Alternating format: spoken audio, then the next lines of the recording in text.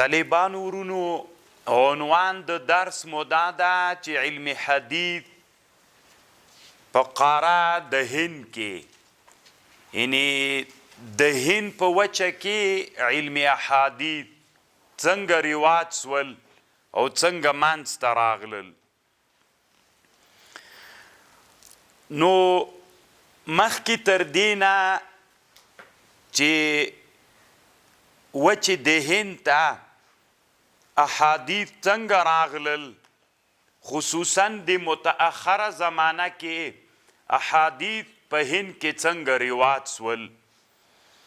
طالبانو ورونو هند ته اسلام د خراسان له طرف نه راغلی او ایمان الله د دوی د خراسان د مځکې نه نصیب کړی.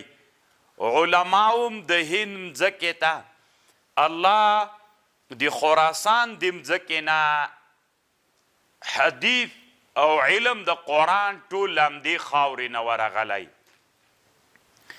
د خراسانو ماوراء النهر نه طالبانو ورونو خراسان چې ده نننی افغانستان له هرات نه رانیولې او تر بدخشانونو پورې چې حاجز و مانع یې د هندوکش غرونه دي.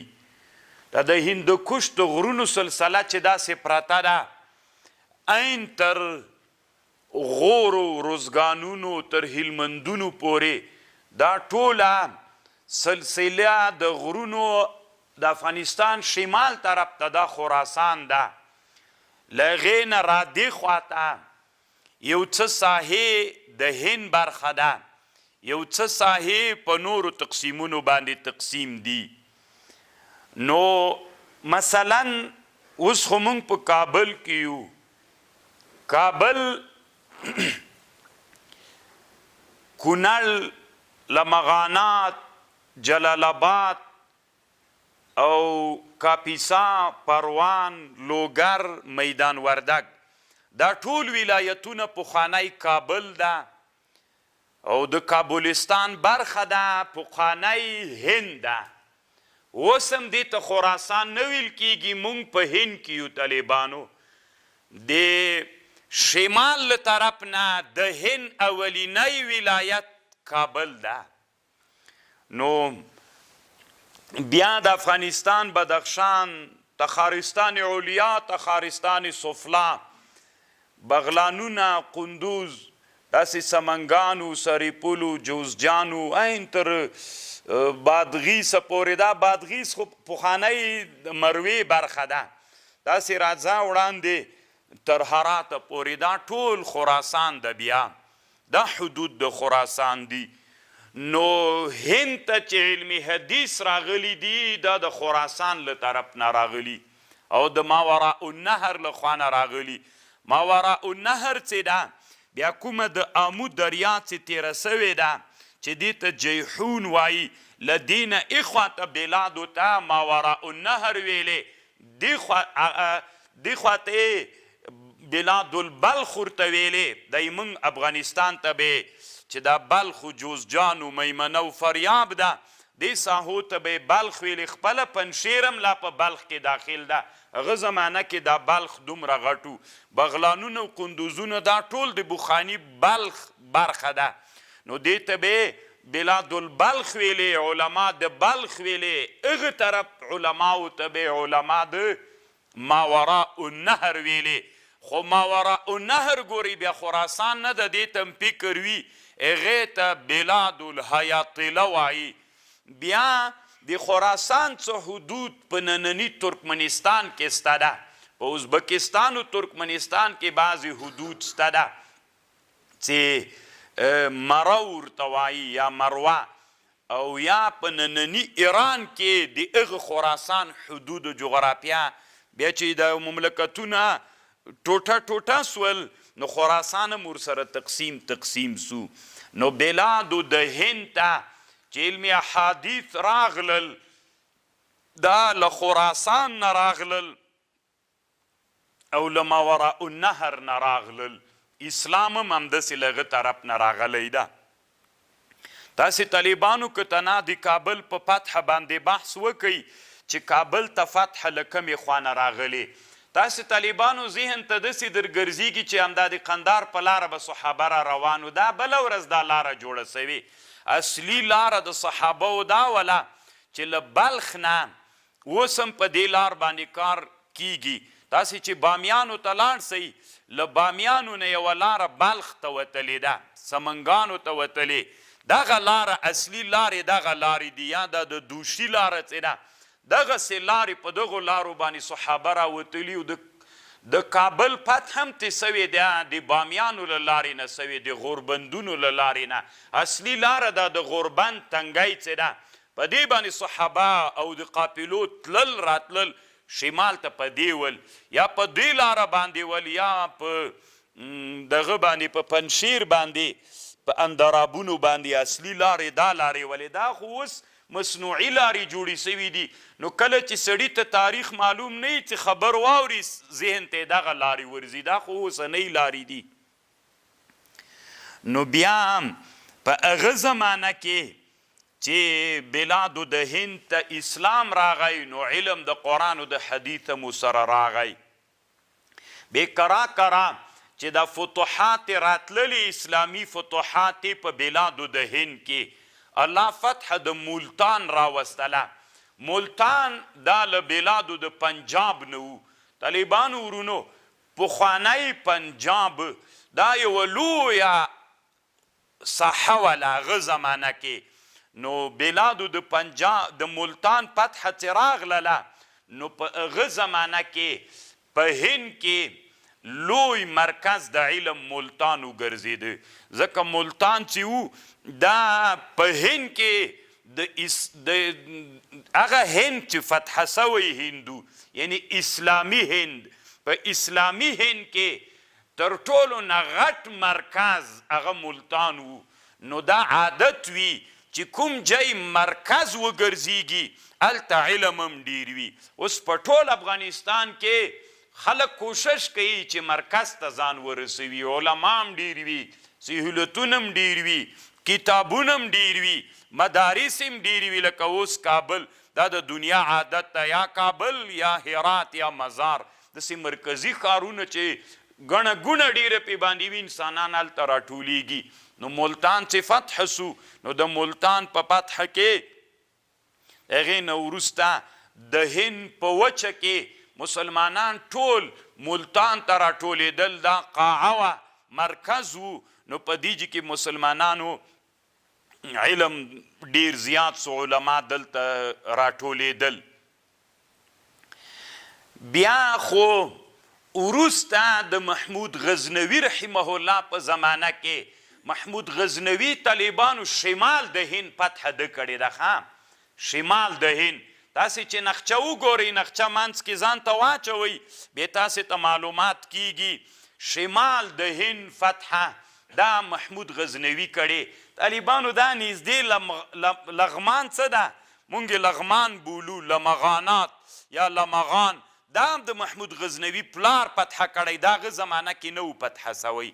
دا پورشور چې پېښور ده، پورشور شور خورناکې مځکې ته وایي، له خورې نه ډک، ځکه د افغانستان اوبه ورتللې نو زاوله ټوله. نو دا عجیبه نادیر جنگ د دې سره سوی ده. دغه زمانه کې د پنجاب واکمن، دا پېښور هم د پخواني پنجاب برخه ده، ځکه دا د دوی واکمن په هغه زمانه کې جیپال نومېده. جیپال یې نیولی په پېښور کې د محمود غزنوي دوی سره. د تاریخ کتابونو ډېره خوندوره قیصه د دې ذکر کړې ده. بیا که چېرته داسې مناسب وخت پیدا سو زه به یې درته وکم. علامه ابن الاثیر رحمه الله کامل خپل کې دا د جیپال خبر لیکلی ده.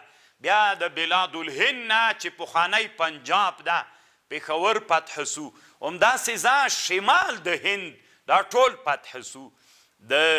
د هند د وچې شمالي برخې الله عز وجل دا فتح کړلې.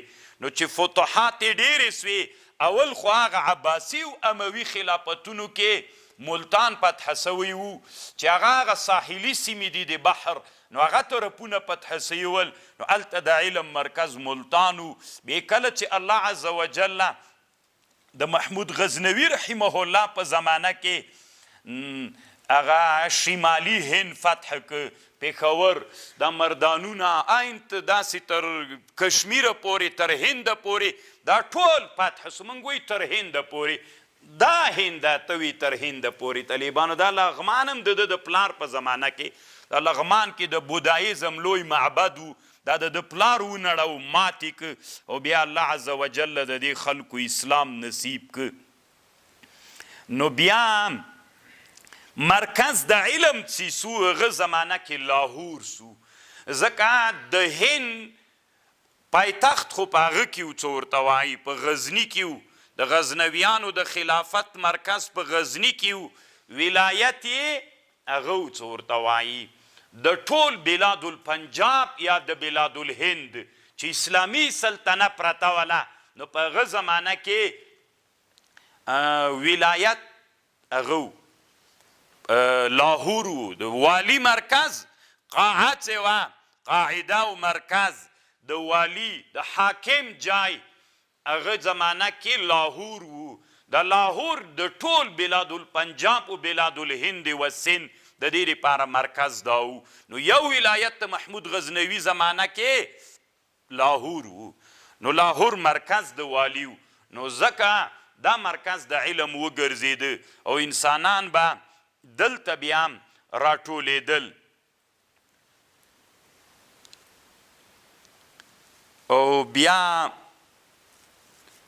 مسلمانان به علم دپاره چې راټول سول نو هغه بیا په لاهور کې ډېر لوی محدثین علما الله لاهور کې تیر کړي دي تاسې چې د اسلامي جغرافیې کتابونو کې د ملتان طالبانو په واو لیکل کېږي مولتان اصل کې لاهور یا لاهور علامه یاقوت حموي په معجم البلدان کې لاهور اللاهوري ډېر محدثین علما تیر کړي دي لاهور لوهور دغه دوه الفاظو باندې دی ذکر کوي چې هلته کوم محدثین علما تیر سوي دي کله چې جنوب د هند فتح کیږي چې هغې ته یو ښار د اوس په پاکستان کې راځي چې په هغه ساحه کې تقریبا فتح سوی منصوره ورته وایي فکر کوم همدې سیندونو کې چیرته شته ده نو ماته معلومات نشته ده خو د سیند و بلوچستان دغو ساحو باندې د منصوره نومیږي خسدار و منصوره او دیبل چې کراچي د طالبانو دا خو هغه د صحابو د تابعینو زمانه کې د تابعینو 92م کال د هجرت کې 92م کال د هجرت کې د دیبل ښار فتح کیږي چې کراچي ده او دلته کابل ته اسلام له 14 کال باندې طالبانو کابل فتح کیږي شمالي هند په دې زمانه کې فتح کیږي او جنوبي هند چې اگر چې هغه د سند برخه ده په هغه زمانه کې فتح کیږي او بیا د طالبانو ورونو دا د تاریخ پاڼې چې واړویم په دنیا کې عادتونه راغلي دي لکه اوس د کابل ارګ چیرته ده که نه کابل طالبانو یو وخت کې ارګ نه و کابل اکثره وخت کې ولایت پاتې سوی ده کابل چې ولایت پاتې سوی ده یو سړی ده د مغولو د حکومت واکمن د شاهجهان نومیږي شاهجهان ابن جهانگیر ابن اکبر شاه ابن همایون ابن بابر شاه المغولی تیموری د زمانه کې کابل د هند یو ولایت و خلافت اسلامی حکومت قاعو عاصمه دهلی و له هغه نه کابل یو ولایت و خو والی هغه زمانه کې نه ورته ویلې والی ته حاکم ویلې نو پایتخت د والی د ناستې جای کم جای و د والی د ناستې جای طالبانو دا د کابل بالا ایسار وخه داسې په دې لاره چې ځئ دا اصل کې ولایت دغه جای ده اوس خو نړېدلی ده او دا باید بیرته په تاریخ کې راژوندی سي پاتې سي علماو سره چې کینې چاته نه د معلوم دا اصل کې ولایت و او بیا همداسې ولایت و تر زماني د احمد شاه ابدالي پورې کله چې احمد شاه ابدالي قندهار د دې خطې مرکز وګرځو پایتخت قندهار و کابل ولایت و بیا چې کله احمد شاه ابدالي وفات سو بیا د هغه زوی تیمورشاه هغه بیا د ده ولی العهد و ولی العهد د پلار جانشین د خلافت بیا چې دی ولی العهد سو بیا کابل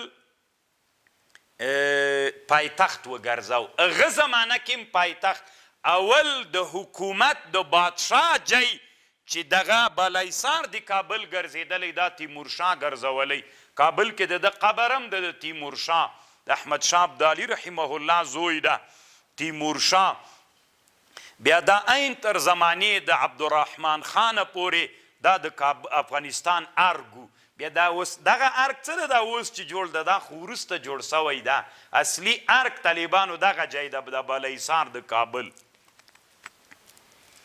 نو داسې دنیا کې کله حکومتونه یوه جیته ځي او کله بل جیته ځي اول د اسلام کې د مسلمانانو مرکز چیرته په بلاد الپنجاب والهند کې ملتانو بیا کم جیسو بیا لاهور سو یا لاهور یا لاهور یا اوسنۍ زمانه کې لاهور دا په دې زمانه کې بیا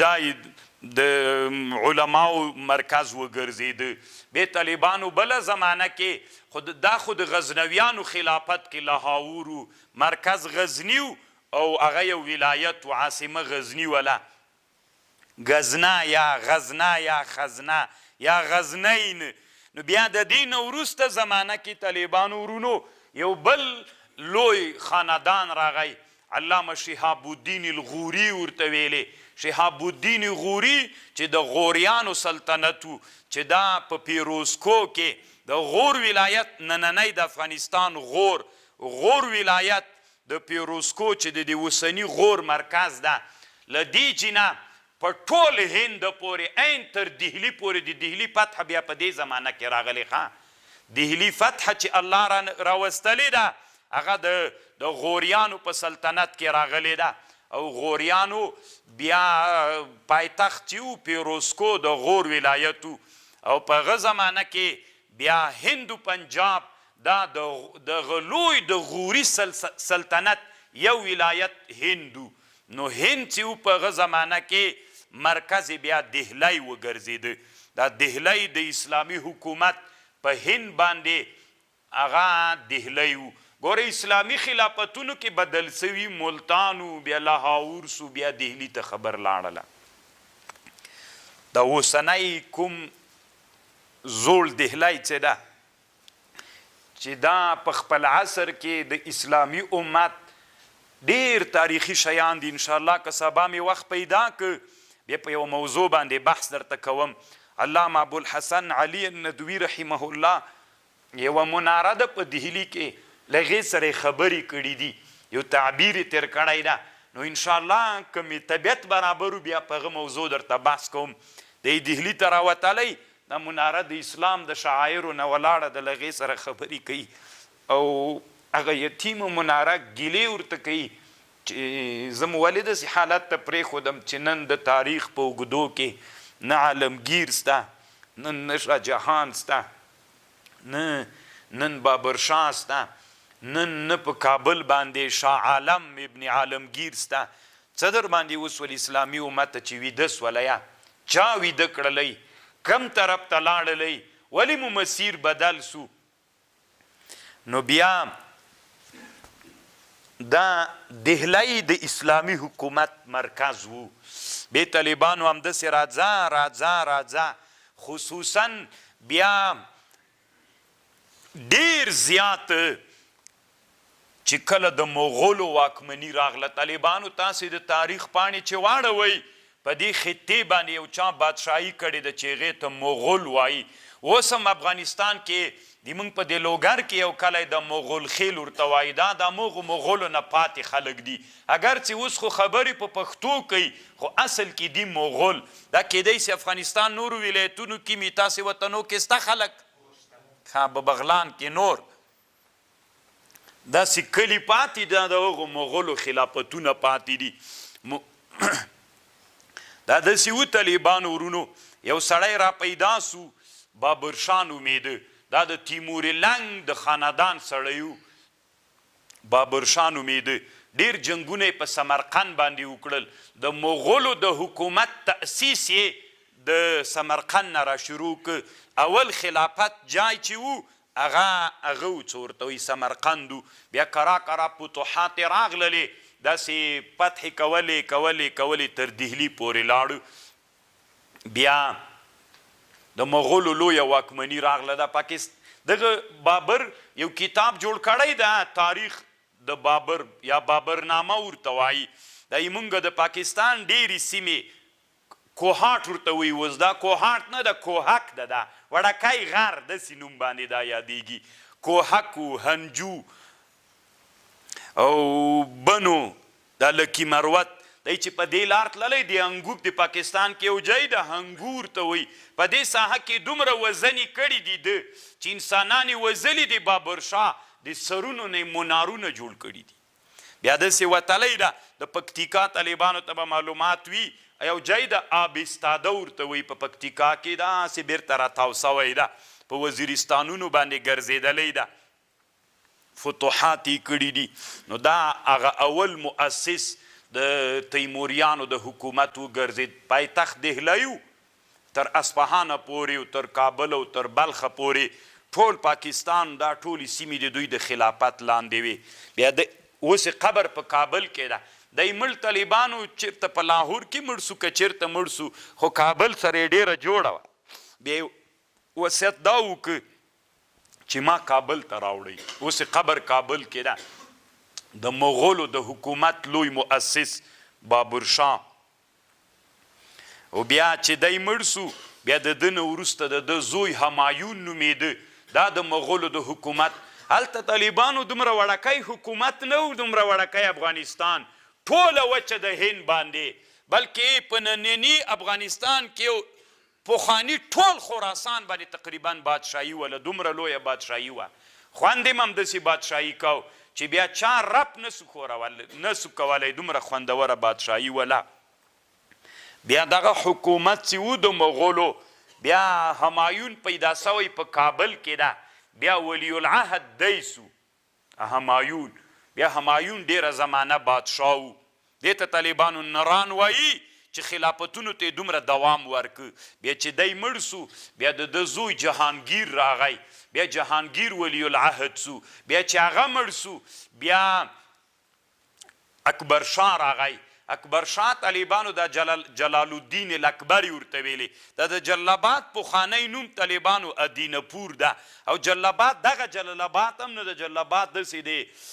غه طرف ته د څه ورته وایي د غرو طرف ته ولسوالیو کې دلته لا هند کې دا پور نومونه ډېر راځي اسماعیل پور او بهاولپور سهارنپور نو د یې موږ جلال آباد پکې ادینه پور نو دا جلاباتو بیا چې کله دی واکمن سو نو بیا په دې باندې نوم کېښود جلال الدین دا جلال آباد اصل کې جلال الدین جوړ کړی ده نو بیا دی د هند واکمن و بیا همداسې راځه چې جلال الدین مړ سو طالبانو ورونو بیا شاه جهان راغی بیا شاه جهان چې مړ سو د مغولو په حکومت کې ډېر ټول ښه خلک تیر سوي دي خو تر ټولو نه چې ډېر ښه سړی تیر سوی نه چې علما ورته سلک الدرر فی اعیان قرن التاثی العشر په دې کتاب کې داسې القاب ورکړي امیر المؤمنین المجاهد الغازی اورنګزیب عالمگیر ابن شاه جهان چې دا د مغولو د حکومت یو لوی واکمن و هغه چې وفات سوی د بیا له هغې نه وروسته هند ښه ورځ نه ده لیدلې بیا اسلامي امت په هند کې د زوال طرف ته روان ده زر دانې دینی مدارس تنا په دهلي کې موجودې ولې چې نن هند د هغه مدارسو د نشتون د وجې نه یتیم ده زر دانې مدرسې طالبانو تنا په دهلي کې موجودې وې الله مو طالبانو دهلي ته بوزه کله چې تاسې دهلي ته لاړ سئ تر اوسه د اسلامي امت هغه شعایر د اسلام دي خو ما اسلام هلته نشته ده غټ تاریخ په دهلي کې ځکه زه دهلي ته تللی یم په زاړه دهلي کې یو جومات ده چې دا د مغولو د خلافت نښه ده. فکر کوم دا خپل عالمگیر جوړ کړی، سور جماعت ورته وایي. او تاج محل په نامه باندې یو بل ډیر تاریخي ځای د تاج محل چې دا د شاهجهان جوړ کړی. فکر کوم ښځې چې مړه سوي بیا له هغه نه وروسته لکسې جوړ کړی. په دې بیا مکمل معلومات نه لرم، خو جوړ کړی دوی ده. هلته نور جوماتونه شته ده. هلته په دهلي کې چې په هغه زمانه کې دهلی پایتخت د اسلامي حکومت ده، د هغې د پایتخت ځای د ډېر خوندور داسې معمارۍ دي چې نن په دې ټوله خطه کې دغسې معماریګانې نسته ده. دومره نادرې معمارۍ دي. معمارۍ نارې د توحید راوهي، خو هلته توحید شته ده نه. د مسلمانانو معبدونه چې ول نن ورځ تر بلې نه د بودایزم د دین مرکزونه ګرځېږي. نو اسلامي امت داسې حالت ته راورسېده. دا ټول د ملایانو له لاسه، ځکه ملایانو ځانونه په میبزي کې مصروف کړي ول. دا قرآن ورته ښکارېده. خبره وروسته درته کوم. کله چې اسلامي حکومت د مغولو له دې مځکې نه ختم سو، طالبانو دلته اسلام بیا په زوال روان ده. بیا له هغې نه تر اوسه پورې په دې خطه یو غټ حکومت نه ده راغلی. او تر هغه زمانې پورې بیا مرکز د علم دهلی و، ځکه پایتخت دهلی و. نو هلته په دهلي کې مسلمانانو به علم هم له دې جنه زده کو. او طالبانو ورونو په هند کې یو بل د علم لوی ځای چې و لکناو. په لکناو کې بیا جونپوري ورته ویلې، دا اصل کې مرکز د علم و چې دلته یو عالم تیر سوی ده، علامه شیخ نظام الدین سهالوي ورته وایي. د موږ د مدرسو درسي نظام څه ده؟ دغه چې موږ تاسې له ابتدا نه شروع تر انتها کوو، دغه نظام اصل کې دغه سړي جوړ کړی ده، نظام الدین سهالوي. موږ تاسې په مدرسو کې دې ته درس نظامي وایو. ذهن ته مو داسې ځي نظامي درس، دا معنی چې دلته نظامي زده کړې کوو، نه، دا نظام الدین ته منسوب ده. نظام الدین سهالوي جونپوري لکنوي، د اصل کې دا نصاب د درسونو د جوړ کړی ده. چې لکناو په هغه زمانه کې مشهور علما درلودل، مشهور کلي یې درلودل. هلته په مسلمانانو په علماو باندې دا کلي ډک ول. مشهور کلی په هغه زمانه کې چې د علم و بلګرام یې ورته ویلې. اوس هم ډېر علما چې تاسې تاریخ کتابونو پاڼې اړوئ، ډېر ښه علما تیر سوي دي. فلان البلګرامي یا هرګام یا ګوپام. کله به چې تاسې قاضي ویلې مبارکه حواشي کې به راتلل فلان الګوپاموي. او خیرآباد، د اصلي خیرآباد، کنې هغلته هم خیرآباد سته طالبان، دا نږدې جي کې، خو اصلي خیرآباد طالبانو دا په لکناو کې ده چې دا نسبتونه کتابونو کې ورته کیږي. فلان الخیرآبادي. واما الان فانها مقابر للاسلاف. و زمانه کې لکناو صرف دلته د موږ د 1300 علماو مقبرې او قبرونه دي. اسلامي امت هلته مړ ده، شتون نه لري. بیا طالبانو ورونو دغه درس هند کې ګوره علم د موږ له طرف نه چاته لاړو؟ د حدیثو. د خراسان له طرف نه چیرته لاړو؟ هند ته لاړو. خو هند کې طالبانو ورونو اوله طبقه راغله، له اومې طبقې نه تر نهمې طبقې پورې چې 200 کاله نیسي. نن خو دغه طالبانو مونږ چې اوس واقع یو، دا څوم قرن ده؟ 15 قرن د طالبانو. ښه 1440 هجري کال ده. نو څوم قرن راځي؟ دا 15 قرن ده. نو 15 قرن مونږ بیرته چې لاړ سو، له اووم قرن نه رانیولې تر نهم قرنه پورې 200 کاله. نو په هند کې ځکه هلته طالبانو د کابل یو عادي ولایت و، بلکې ټول افغانستان یو عادي ولایت و، چا په غټه سترګه نه ورته کتل. اصل مرکز دهلی و. نو هلته مسلمانان ټول په دهلي کې راټول ول د اسلامي امت علماو به چې اراده وکړه چې علم زده کړي که قندارۍ به و که بدخشۍ به و که کابلۍ به و هغوی به اراده دا کوله چې ورې دهلي ته لاړ سي او د دهلي د اسلامي خلافت دا د لویې سلطې هغه په توحید باندې پوښل سوې فضا احساس کی هلته به طالبان واوسېدل نو په 200 کلونو کې اووم قرن نه تر نهم قرنه پورې نو په دې زمانه کې په مدرسو کې رواج سی و یعنې ښه ملا کم یو ښه ملا هغه څوک و چې په نحو په بلاغت او په فقه کې یې ښه هغه درلودلی مهارت دا علوم هلته ډېر رواج ول په دغه 2 قرنونو کې مثلا زه به مثال درته وایم دوی په تفسیر کې په دې زمانه کې په درس کې طالبانو به چې ویلې تفسیر مدارک کې ویلې تفسیر بیضاوي او تفسیر کشاف ویلې په حدیثو کې په دغه 200 کلو کې یو کتاب درسیده چې هغه مشارق الانوار د صاغانی او مصابیح السنت د بغوی دا 2 کتاب حدیث بیخي چا ویلې نه غ زمانه کې دا خو ماملا نه د لیدلی طالبانو د مشارق الانوار او د مصابیح د مشکات دا خو 2 کتاب دي تنا مصابیح ویل کې د حدیث بیخي چا ویلې نه 200 کاله داسې په دې مسلمانانو باندې ټولو بس نحوې ته کش ورکړي و بلاغت ته منطق و توفیق ته دا به یې ډېر ویلې او په عقایدو کې طالبانو ډېرو کمو خلکو به دا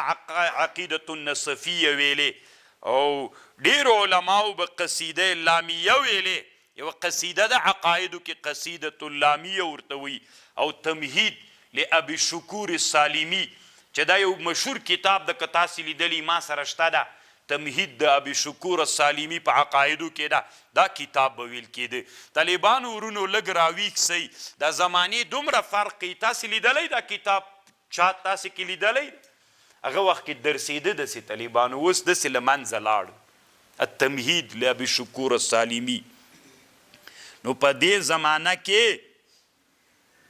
معیار د فضیلت چې و هغه فقه و اصول فقه وه دا 200 کاله کې ښه ملا هغه و چې فقه به یې زده وه ښه ملا هغه و چې اصول فقه به یې زده وله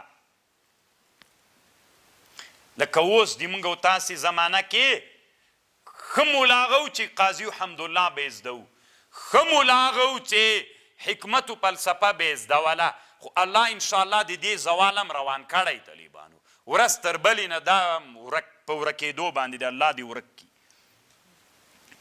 نو طالبانو ورونو فقه به یې څه رقم ته ویلې فقه به یې داسې ویلې د علماو به دا فقه داسې زده کوله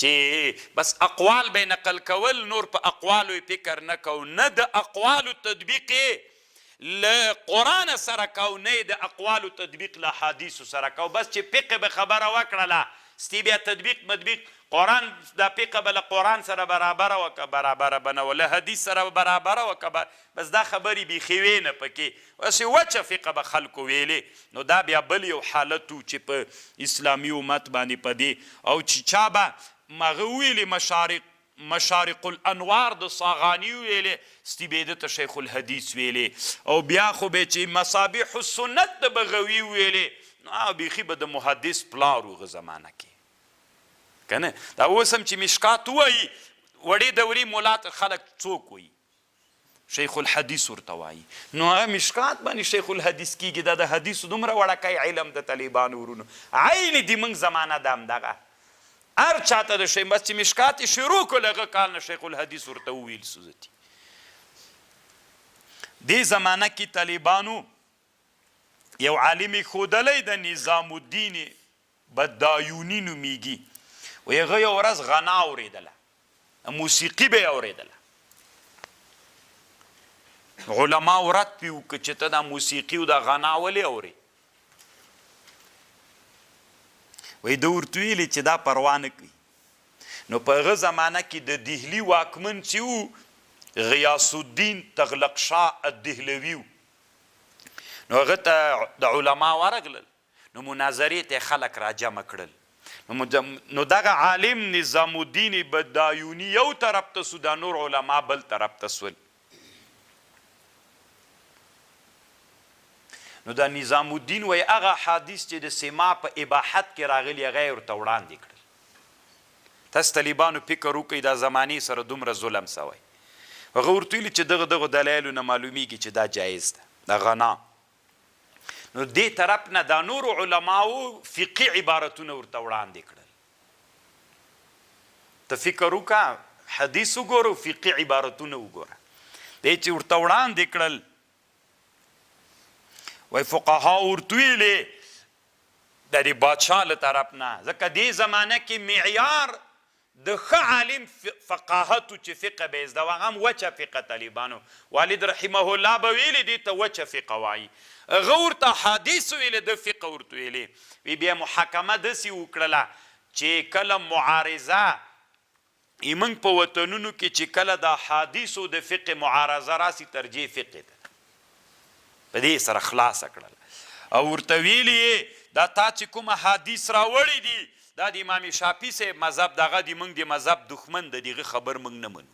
بس په دې جواب وشو، خلاصه شوله طالبانو. دا مناظره وه، خو باچا یې ملګري یو که نه، ستې مناظره هم دوی وګټله. په څه شي مناظره وشوله؟ د موږ فقهي عبارات، د موږ په وطن کې فقهي عبارات مخکې دي په چا باندې؟ په حدیثو. او ولا نشتهي أن نسمع هذه الأحاديث التي تمسك بها الشافعي وهو عدو مذهبنا. امام شافعي صاحب د موږ د مذهب دښمن ده، نعوذ بالله. نو هغه خبرې موږ بیخي اورو، نو درځه وای نه اوري. نور دا طالبانو معیار د فقاهتو په هغه زمانه کې. د مصر نه یو عالم په دې زمانه کې راغلی و هند ته، علامه شمس الدین المصري نومېده. په دې زمانه کې د اسلامي حکومت بادشاه علاءالدین الخلجي و. کله وی چې ملتان ته راغی، د علماو خبرې واورېدې چې د علما څه اپلاتې وایي. نو بیرته لاړو، خو یو خط بادشاه ته ولیږو. خط کې ګیله ورته وکړله چې دا علما دي علمي حدیثو ته متوجه که چې علمي حدیث زده کي. هغه چې فقهاو دا خط ولید، پټ یې که پاچا ته ورنه که د دې په خاطر باندې چې بیا دلته حدیث را رواج سي، دې نوابیت بیا پیدا کیږي. داس طالبانو الحمدلله اوس خو بیا بیرته داسې زمانه راغله چې موږ د مادي طالبي په دوران کې د نن نه یو 15 کاله مخکې افغانستان کې حدیث تقریبا د وابي په سترګه ورته کتل کېدل. چا به چې حدیث ویلې او د حدیث ته به استدلال کوئ دا وابیان دي. او معیار د علم په دې وطن کې طالبانو یا نحو یا فلسفه منطق مې بزي ټول طالبان به په هغه ملا ډېر راټولېدل چې کابه حکمت و هدایت الحکمت و مې بزي و صدراز دوله، او د چا به چې ښه جامیز دوله غفور لالا به یې ښه پې ویلې. دا به بس ټول انسانان به په ده راټول. اوس ورځ تر بلې نه طالبانو د حدیثو میدان په ګرمېدلو باندې ده، او د قرآن میدان بیرته په قرآن ترجمه یې چېرته کوله چې چا به ترجمه کوله، تاسې سپین ږیرو علماو سره کښېنوي کافر کېږي. دا څوک چې ترجمه کوي دا ټول پنجپیریان دي وایي، داسې به تهمت پې باندې لګو. هر چا به چې ترجمه کولی وي دا پنجپیري ده. هسې موږ مذهب په دې باندې ختمېده، مذهب مې بزي وله. نو دا طالبانو اولینی قرن و، په اولینی دوه په له اومې نه تر نهمې صدۍ پورې دلته انسانان چې ول معیار یې فقه وه او اصول فقه وه. کمه فقه طالبانو؟ وچه فقه، وچه فقه طالبانو. موږ تاسې چې به حدیثو کې مخ ته روان سو، موږ تاسې هم ډېر بحث له د افغانستان او په هند کې د حدیث چې ویل کېږي په یو طرز ویل کېږي، عربي نړۍ کې په بل طرز ویل کېږي. موږ او تاسې وطنونو کې چې حدیث ویل کېږي هغه فقه ترې راباسو. خو فقه طالبانو چڼ کوو له قرآن او له حدیث سره، که برابره و بیا یې منو، که برابره نه و خپل کار به کوي. نن د ما وړه دوره کې چې کم تحقیق ده او هدایو کې مې طالبانو ته د تحقیق اراده په دې باندې ده چې موږ به دلته تحقیق کوو که تقلید به کوو. مازې چې فقه و خبر لیکلی و هغه به کوو که په هغه به تحقیق کوو. که تقلید کو طالبانو بیا د لاړ سي، که تقلید کوي وچ بیا د لاړ سي بل چېرته، که تحقیق کوي بیا د له ما سره پاتې سي. هغې دپاره مې څو مثالونه قاضي خانو چې شی مې ځان سره راوړي دي چې څو مسلې ور وښیم چې هغه څه وایي او تحقیق بیا څه شی ده. نو دا اوله طبقه وه. طالبانو حدیثو کې غټ کتاب مصابیح څومره لوی ظلم و. بیا د دې نه وروسته دویمه طبقه راغلله. دویمه طبقه څه وه؟ دا له نهم نه وروسته کله چې ملتان خراب سو، ما خو مخکې تاریخ درته ویلي ملتان و لاهور و بیا دهلی سو، نو هغه اوله زمانه د ملتان زمانه ده چې 200 قرنه شروع دي. بیا له هغې نه وروسته راځه چې ملتان خراب سو، نو علما له ملتان نه ووتل، بعضې لاهور ته لاړل، بعضې له غجې نه نورو ځایونو ته نقل سول. دلته اکثره علما چې ول مشهور علما د عبدالله یزدي شاګردان ول. عبدالله یزدي خو پیژنئ طالبانو، نو د عبدالله د شارح د تهذیب د شاګردان ول. یو عبدالله التلبیني نومیده، دا دهلی ته لاړه، او شیخ عزیز الله سنبهولی سنبهول ته لاړه. هلته چې لاړل شاګردان په ده راټول سول. چې راټول سول نو په دې زمانه کې کرا کتابونه د منطق وزتي طالبانو مینه ورسره شروع کړه. نو درس نظامي ته څوک راغلل؟ د فلسفي کتابونه ډېر راغلل. په دې طبقه کې د تبتزانی رحمه الله کتابونه، د سید شریف جرجانی رحمه الله، د عارف جامی کتابونه، دا متول و تلویح دا کتابونه د درس ته ور داخل کړل سول. یعنې ټول تمرکز په لفظي تحقیقاتو یا په فلسفي تحقیقاتو باندې سو. قرآن و حدیث ته چا ډېره توجه نه کوله. دریمه طبقه راغلله. دریمه طبقه کې انسانان فلسفې ته داسې تږي ول لکه یو سخت تږی چې اوبو ته تږی، دوی منطقو ته داسې تږي ول. بیا طالبانو په دې زمانه کې علماو ډېر کتابونه په چا کې را داخل کړل، په منطقو کې، په هغه کې څه ورته وي، په دا درس نظامي کې را داخل کړل. بیخي ډېر کتابونه یې په دې زمانه کې را داخل کړل. یعنې داسې تعبیر وکړه چې ټول کتابونه د منطق وسول. د فاضل میرزا جان، د فتح الله شیرازي، د محقق دوانی، دا ټول کتابونه یې دلته راوړل. خو دې زمانه کې د منطقو داسې اوجو، داسې خلق اوښتل را اوښتل منطقو پسې لیوني ول. بس څوک به چې ښه منطقي و فلسفهي و هغه په هغه زمانه کې ښه ملا و. خو دې زمانه کې طالبانو لږ لږ کار نور هم وسو. په دې زمانه کې یو سړی و چې شیخ بهلول بدخشي نومیده، او څه نور علما ول. دوی حجاز ته لاړل، له هند نه حجاز ته لاړل. په حجاز کې به د حدیثو میدان ډېر ګرم و، نو له هغه جنې د حدیثو فکریه لږ لږ ځان سره راوړله، خو چندان کار یې نه ورکاو. ځکه حدیث به دې چې ویلي وابي به درته ویلي، چېرته یې د سره منلی وي دا یې موږ د مذهب دښمن دی، موږ خپلې خبرې اوره. که ملایان ټول په هغه راټول ول. څلورمه طبقه راغله. څلورمه طبقه کې چې په دې زمانه کې نظام الدین سهالوي چې دا په لکناو جونپور کې یو عالم تیر سو. دغه عالم یو نصاب درسي، دغه چې اوس هم د موږ په مدرسو کې ده، هغه نصاب درسي ده. دا نظام الدین سهالوي چې دا نصاب جوړ کړ، دی نصاب کې طالبانو دا کتابونه په اول کې راوړل. په صرفو کې میزانو، منشعبو، پنجګنجو، زبده و، سرپیمیرو، اصول اکبری و شافیه و. دا په هغه زمانه کې کتاب راوړل سو.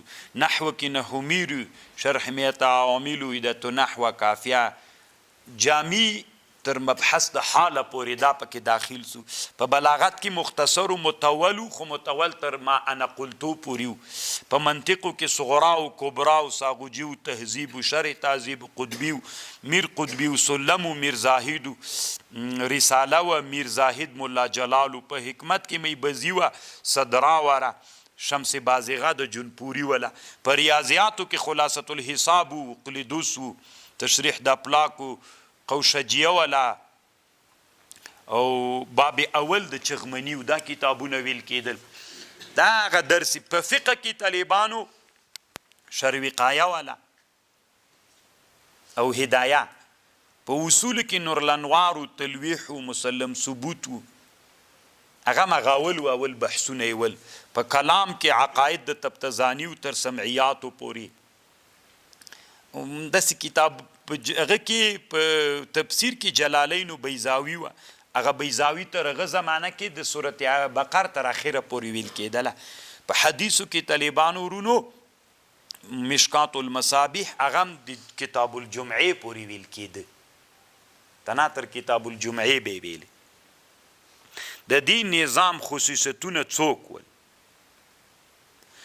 اصل کې دغه نظام دغه درسي نظام چې نظام الدین السهالوي جوړ ک اصل کې د مقصد دا کتابونه سخت راوړل چې طالبان د علمی متانت په طالب کې پیدا سي، علمی قوه په طالب کې پیدا سي او د علمی قوه او د متانت په وجه باندې خمولات جوړ سي. ځکه د سخت کتابونه په دې نصاب کې راوړل. او په دې زمانه کې طالبانو بیا یو عالم را پیدا سو چې هغې ته علامه ولی الله المحدث دهلوي ویلې چې الله عز وجل د ده په وجه باندې د علم حدیثو رواج وکړ. خو بیا هم طالبانو ډېر رواج په علم منطقو کې او داسې رشخند جوړو طالبانو په دې زمانه کې چې دلته څوک د قاضي شاګردان ول، څوک د حمدالله شاګردان ول، څوک د بحر العلوم شاګردان ول. سلم به ویلې چا به د قاضي شرح پې ویلې، چا به د حمدالله شرح پې ویلې. سندیلوي ځکه دام هندی د حمدالله سندیلوي قاضي ګوپامویل وجودي دم د وحدت الوجود سړی د طالبانو قاضي مبارکم وجودي ده. وحدت الوجود یو خطرناک عقیده ده په علم تصوف کې چې علماء کوپر بلی او د بحر العلوم په سلم باندې بس دا مناقشې مسلمانان په دې لګیاول. ځکه درته وایم طالبانو ورونو چې راویښ سئ کله چې اسلامي امت کې علماو په هغه کار باندې مصروف سول چې په کار نه و، نن له دهلي نه رانیولې تر تورخمه پورې له اسلامي امت نه روحیه ووتله. که دوی په دې لګیاول چې سلم دا عبارت دا مقصد ده، ګوپاموي داسې وایي، سندیلوي داسې وایي، بحر العلوم داسې وایي، شر و شور په دې باندې ټول په مدرسو کې په دې نه کوپري سیاست ته توجه ولا نه چې کاپیران د اسلام په ضد باندې مرهټیان چې شی کوي څه فکر ده څه د کوپر دپاره د سایسي دي. مونږ څه وکړو اسلامي امت چې هم علمی میدان په مخ باندې بوزو او هم د کفر د سایسو ته متوجه سو. دا یوه مسئله هم ته متوجه ټول مسلمانان په مدرسو نه نوتلي ول، شر و شور لګیا. الحمدلله شه داسې کا د میبزیه شه داسې کا د صدرا شه داسې کا د قاضیه شه داسې کا. هغه اشو برکتو طالبانو چې نن د دهلي سبا خبر درته کوم انشاءالله چې مناره د عبدالحی علامه ابوالحسن علي الندوي سره خبرې کوي او شکایات ورته کوي. هغه د دغه علماو شکایت ورته کوي چې اسلامي امت کې علما په څه شي باندې مصروف د چا له لاسه نن اسلامي خلافت ته مغولو وران سو، دغه علماو له لاسه. د چا له لاسه اندلس د اسلامي امت له لاسه ووت، دغه علماو. ځکه خلکو د علماو ته ویلي چې تاسې د دین رهبران وی په خپل منځ کې لګیاول. 20 کال افغانستان کې جهاد روانو، تاسې به اورېدلي ملیان دوه ډلې ول، وابي شولې پنجپیري شولې، اورېدلې مو د مناظرې وابي شولې پنجپیري شولې. دلته جهاد روانو، دلته ټوله دنیا اشر کړي. د غزې له حالت نم دا سخت حالت و، ځکه غزې ته تنا اسرائیل دي ټوله دنیا روسان ورسره ول، اروپایان ورسره ول، اسلامي نړۍ ورسره وه، ټول راټول ول، دلته موږ ته اشر کړی و، موږ په جنګ کې لګیا وو. دوی ویلې لاسونه به دلته نیسي که به دلته نیسي، او لاسونه به داسې کوي او که به داسې کوي، او پښې به ازادې نیسي که تنګې به نیسي. موږ نه اسلام ورکاو، دوی ویلې دلته به نیسي که دلته به نیسي. د دغو علماو له لاسه طالبانو نن اسلام د زوال کندې ته تلونکی ده، او اسلامي امت کې مسلمانان له یو بل حالت سره مخ کیدونکي دي. الله پاکه موږ امتحان کې مه ناکاموي. ته چې ځان دې میدان ته چې راغلي یی طالبانو، دا داسې وړکی میدان نه ده. بیا به انشاءالله ووینئ په جهنم کې چې ډېر علما به په جهنم کې وي، ځکه دی خو وایي چې زه د نبي وارث یم. بیا نبي وارث نه، د جیب وارث ته دی، ځکه چې ته د نبي وارث وایي. نن د اسلامي امت چې څومره ډېر مشکلات دي، ته باید پې باندې فکر وکړې. ته تنها په درس باندې ځان خلاصوي، کله وحاشت. خبر خو مې پوهېږئ که نه. بیا طالبانو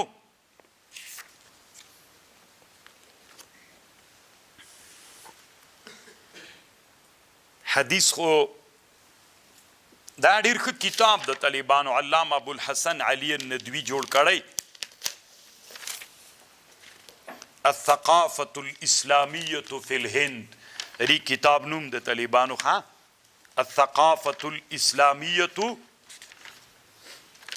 یا د دې کتاب نوم د معارف العوارف في انواع العلوم والمعارف. الثقافة الإسلامية في الهند یا معارف العوارف في انواع العلوم والمعارف، علامه عبدالحی الحسینی.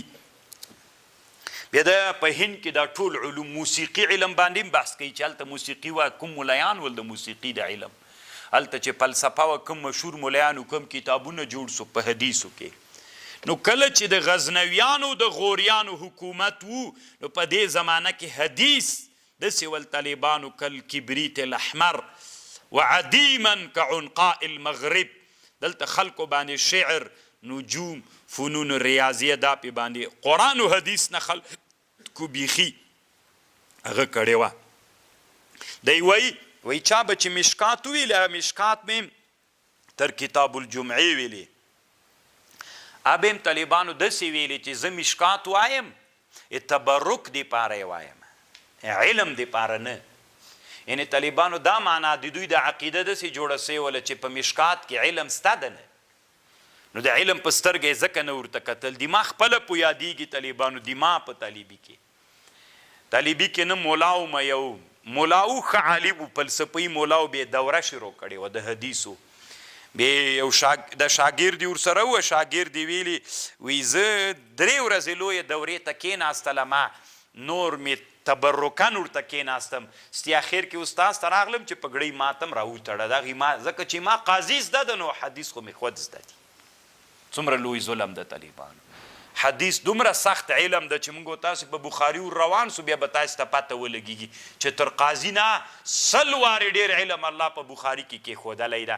نو هغه ویلي چې ما بس تبرک، ځکه ما چې قاضي زده د بخاري نو څه ده، ما خپله په یادېږي وي 3 ورځې ورته کېناستلمه، نو تبرک دپاره. اوس هم الله هم داسې وهلی غوندې د طالبانو، ځکه د حدیث سره چې سړی داسې معامله کوي، نو داسې دا حدیث عنقا د مغرب غوندې لکه کبریت الاحمر داسې ګرځېدلي وو. ورځ تر بلې نه علماو مبارزې کولې. په هند کې 2 کسان ول، ډېر کسان ول، خو یو 2 د موږ افغانان ول، شیخ بهلول بدخشي په نامه باندې، خواجه میرکلان الهروي چې دا په اکبر آباد د هند کې اوسېده 981 کال کې. نو په دې زمانه کې دې بیچارهګانو کوششونه کول چې دلته حدیث را ژوندي سي. لکه اوس طالبانو ورونو د ما چې ډېر درسونه واورئ تاسې، زه خپله ډېر تمرکز په دې کوم چې باید دیني مداریسو ته علوم عصریه هم راوړل سي. په دې باب کې کله کله سړی تناسي، کله کله علماو سره ملګري سي. ډېر کوشش مې په دې کو، مقدمه د ابن خلدون افغانستان کې چا نه پېژندله، ما یو 2 وارې درس کړله. ورځ تر بلې نه په افغانستان کې یو ورځ مې کتابخانې والا نه پوښتنه وکړه، وي اوس چې ډېر زیات غوښتنه کېږي هغه د مقدمې د ابن خلدون خلک پوښتنه کوي.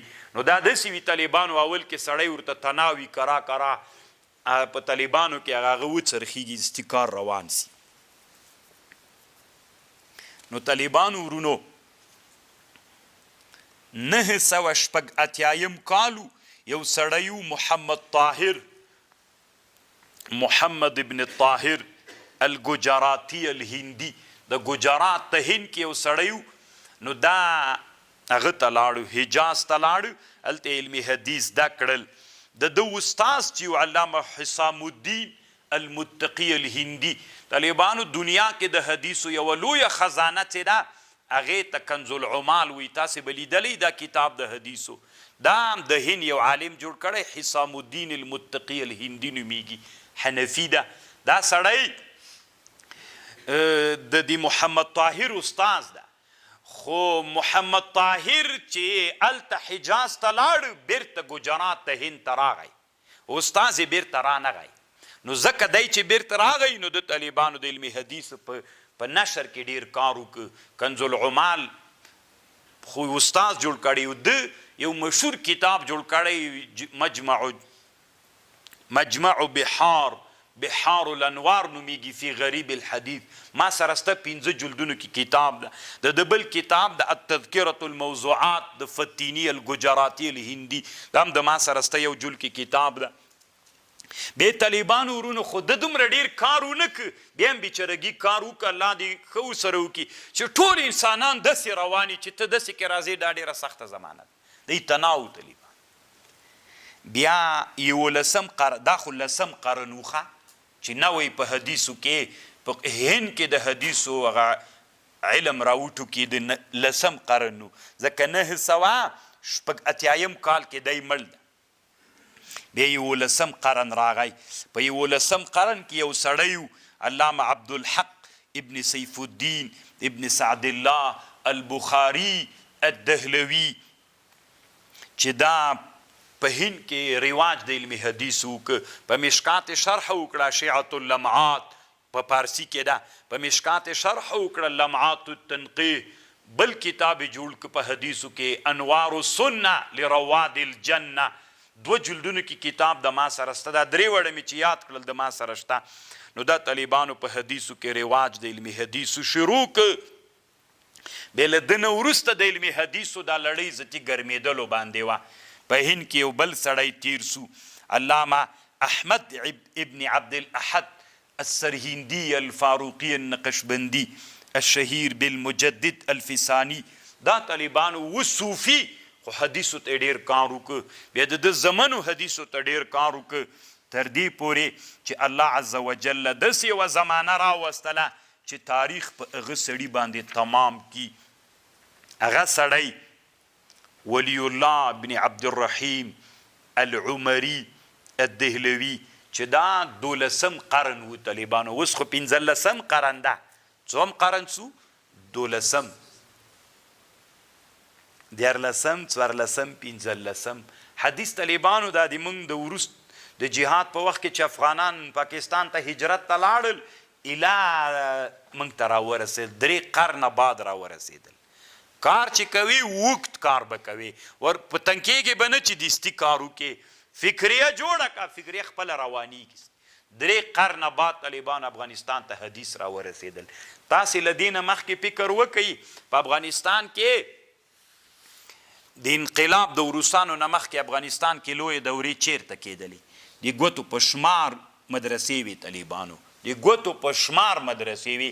خو الحمدلله طالبانو په هغه زمانه کې هم د موږ د خاندان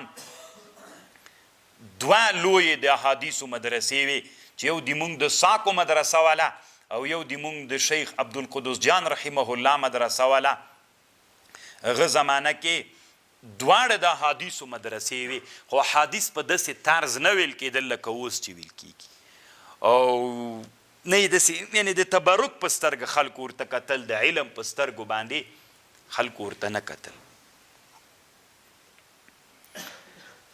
او بیا ولی الله عبدالرحیم محدث دهلوي راغی. دا سړی چې راغی طالبانو ورونو په هند کې د بدعتونو مقابله وکړه. طالبانو ورونو یو ټکي تم فکر وي چې اسلام د حدیث او قرآن او فقه حنفي چې عملي کوي ډېر به د دې ته فکر بدعت شرک نارواوې دا به هم له منځه وړي ورسره داسې پیر به له ځانه نه جوړوي چې سمه د بدعتونو مور در نه جوړوي که نه چې ته چېرته کښېنې لکه هغه واړه چرګې بچي هم داسې پې باندې بدعتونه پې راټول سي داسې به نه کوي ولی الله عبدالرحیم محدث دهلوي ونفى بسعيه المشكور من فتن البدع ومحدثات الامور ډېر بدعتونه یې ورک کړل طالبانو ډېرو بدعتونو دپاره د ازالې دپاره یې کار وکړه ځکه حدیث چې عملي کوې نو اوس مثلا افغانستان کې چې هغه ته ځې زیارت شریف ته زیارت طالبانو اسلام کې یو سنت طریقه د زیارت ته لاړ شي خو په شرع کې خپل اصول لري مونږ افغانستان کې له زیارت ته څوک جوړ کړي دي شفاخانې سمې طالبانو د سرطان مریض سته پکې ډاکټر سته پکې د شکر سته پکې سمې شفاخانې دي طالبانو ورونو دا د اسلام له اصولو نه خلاف دی اسلام کې زیارت ته ورتلل پرتوک بابا ټیکټر بابا ګړندی بابا شینکای بابا کنه اسلام کې چې کم اصل دا هغه اصل بیا چې ته بخاري ووایې تا ته بېدرو پېژنې چې زیارت دی څه دپاره او تا شینکای بابا تېر جوړ کړی ده پرتوک بابا زیارت مو لیدلی طالبانو ویډیوګانو کې نعوذ بالله نعوذ بالله ښځې چې راځي پرتوک باسي بیا طالبانو راچي بېرته لوڅي وځي تر داسې مردار شکل باندې ټیکټر بابا د طالبانو خو دا 2000 بیرغونه په زړه ځوړندي کچ شي بې طالبانو تاسو ته انشاءالله چېرته وایم چې یو حنفي عالم یو کتاب جوړ کړی بیا خبر درته پې باندې کوم نو د مقابله وکړله د قرآن او د حدیث دپاره بیخي ډېر لوی خدمت دې سړي وکړه ولی الله عبدالرحیم دهلوي دا صحای سته څه دي چې دا اوس په لویه دوره کې ویل کېږي دا د خدمت ده د داسې چل وکړو مدرسه کې صحای سته ټول رواج کړل ویلې به طالبانو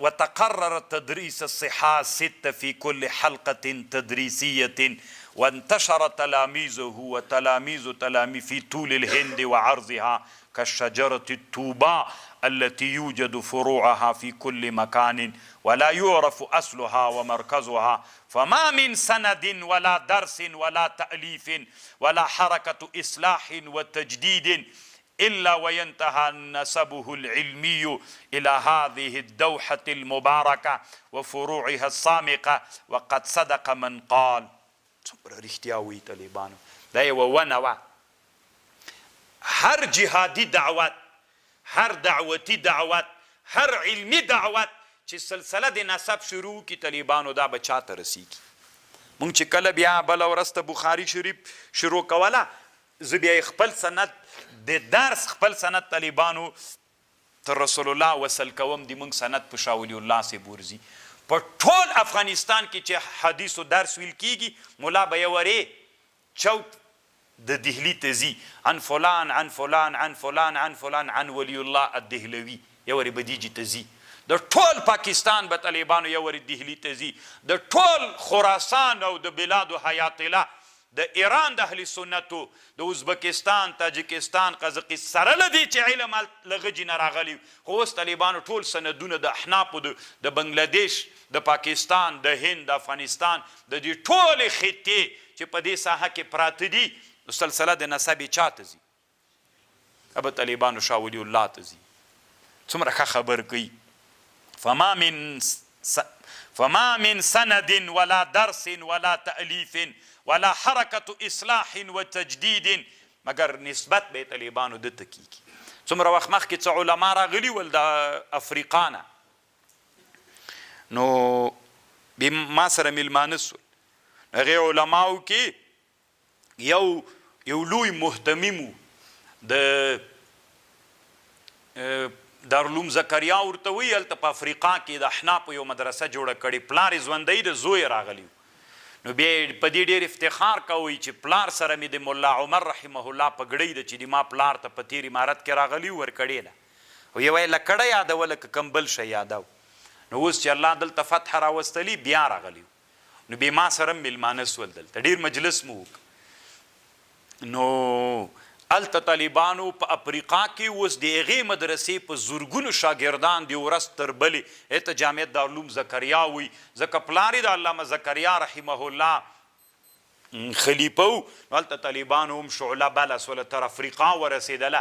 تاسې که اوس ډېر مسلمانان چې په اروپا او په غرب او په لندن او په نورو هیوادونو کې دي نو که هلته تاسې هغه حلقې درسي نه پوښتنه وکړې سلسله د نصب به ولی الله المحدث دهلوي ته راځي.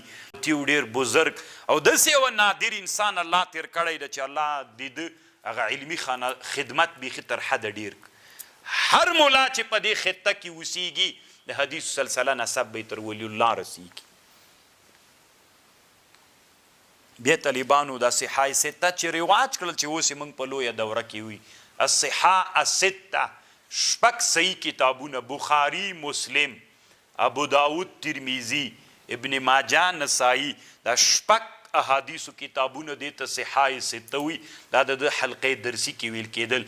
بیا دی چې وفات سو بیا د زوی شاه عبدالعزیز سیبو بیا شاه اسحاق سیبو بیا د شاگردانو شاه عبدالرحیم سیبو شاه عبدالغنی المجددی او بیا طالبانو ورستی زمانه کې الله عز وجل یوه بله مدرسه را پیدا کړه چې جامعه دارالعلوم دیوبندو. زه خپله طالبانو چې دهلي ته تللی وم پوښتنه به مې کوله چې د شاه عبدالرحیم سیدي قبر پیدا کم چاته نه و معلوم. یو سپینګیری و په هند ته چې لاړ سئ طالبانو دا سوارلۍ په باسکیل ډېر یو خورشکي دي هلته په باسکیلونو داسې درې ټایره باسکیلونه دي داسې تاووي چې سوارلۍ پې وړي خلک ډېر غریب دي. نو یو سپینګیری و هغه نه م پوښتنه وکړه بیا هغه ته معلوم وي زه م بیا یم بیا م پیسې م ډېرې ورکړې. دومره لویه ادیره وه چې د اسلامي امت لوی اسلاف هلته مدفون ول. د شاه عبدالرحیم صاحب قبر هلته و د علامه ولی الله المحدث دهلوي قبر هلته و د نور اسلامي امت ته لویو لویو علماو ممکن د علامه عبدالحق ما خو پیدا نه که خو د علامه عبدالحق دهلوي قبر هم په همدغه ادیره کې ده. او بیا الله عز وجل دیوبند را پیدا کړله او دیوبند بیا دې کار ته نو بیخي ډېر کار وویلې ورځ تر بلې نه یوه ښه اسلامي روحیه باندې چې تر ننه پورې غربي نړۍ دا فکر کوي چې دا ټول پیداوار چې دا د دیوبند دا فکر یې اسلامي فکر جهادي فکر داسې حر تحقیقي فکر نه تقلیدي فکر ورځ تر بلې نه الله عز وجل په دې خطه کې را پیدا کړ چې هغه مدرسه کې د اسلامي امت لویو لویو علماو چې متأخره زمانه کې را پیدا سول نو هغې درسونه وکړل تر دې پورې چې الله احادیث بیرته افغانستان ته راوستل. تاسې فکر وکړئ طالبانو د موږ او تاسې د سپین ږیرو علماو کې محدثین ډېر نشته ده راتلونکي نسلونو کې به طالبانو ډېر وي راتلونکی نسل چې را روان د ډېر وي.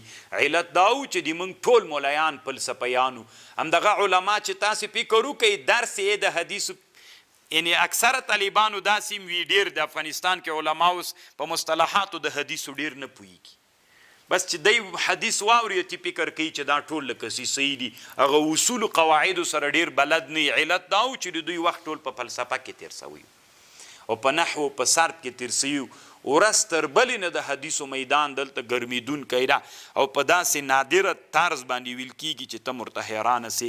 نو الله عز وجل دې د ولی الله محدث دهلوي په کورنۍ باندې رحم وکړي او هغه اسلامي علماو چې اسلامي امت ته د حدیثو دا لړۍ را شروع کړله ورځ تر بلې نه میدان د علمي حدیثو په ګرمېدلو باندې ده او حدیث چې دلته رواج سي قرآن رواج سي خپله طالبانو بدعتونه دلته کاډه کوي دلته رواجونه کاډه کوي. قرآن او حدیث چې رواج سي دلته طالبانو اسلام په خپله حاکم کیږي. لکه سړی چې فکر وکړي قرآن ماته څه وي حدیث ماته څه وي اسلامي امت بیرته راویښېږي. چې راویښ سو سړی چې ویده وي جای په جای پروت وي چې راویښ سي بیا د حرکت اراده لري ویښ سړی ګرځي که کینی ګرځي طالبانو. نو انشاءالله که د حدیث او د قرآن درسونه بیرته را رواج سول نو دا بعیده نه ده چې اسلامي امت به بیا په حرکت باندې شروع سي بیا به الله داسې یو مغولیانو تیموریانو خلجیان راولي چې بیا به غوریانو غزنویان راولي چې د هند په مځکه باندې به یو لوی اسلامي خلافت جوړ کی کومه مناره چې ولی د علامه ندوي سره خبرې کوي هغه ګیلې به بیرته سړی د هغې منارې پوره کړي منارې ته به ورسي او بیرته به خطاب ورته کړي چې تا کومه ګیله کړې وه ګیله مو بیرته در په جای کړله خو د هلته کیدلی سي چې اسلامي امت راویښ سي که اسلامي امت ویده او د میبزیو د صدرا په حواشیو باندې وخت تېروه نو یاد لرئ طالبانو چې اسلام به د مځکې له سر نه ورک سي ورځ تر بلې په راټولېدلو باندې ده علت یې څوک ده علما دي تاسې خو وایي چې موږ منهم تخرج وفیهم تعود دواړه له دوی نه ده نو الله عز وجل دې وکړي چې موږ راویښ سو موږ داسې یو منافقه زمانه کې ژوند کوو موږ په داسې یو بده زمانه کې ژوند کوو چې څومره کفر بیداره ده له هغې نه سل چنده باید موږ څوک یو بیدار یو بیداره چېرته یو داسې کلک ویده یو که نه چې ته ورته حیرانه سي واخر الدعوانا ان الحمد لله رب العالمين